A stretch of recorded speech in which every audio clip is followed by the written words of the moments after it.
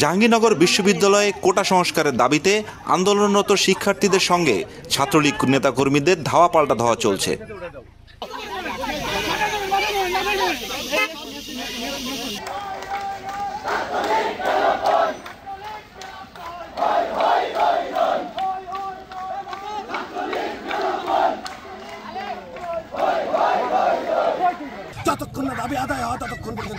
আচ্ছা, আপনাদের ওইখানে মানে ছাত্রলীগের সভাপতি সেক্রেটারি এই আন্দোলনে ছিল কিনা, হামলার সময় ছিল কিনা? ছাত্রলীগের সভাপতি আখতারুজ্জামান সোহেল ছিলেন, সম্মুখ সারিতে ছিলেন, তিনিই প্রথম আমাদের আঘাত করেছেন।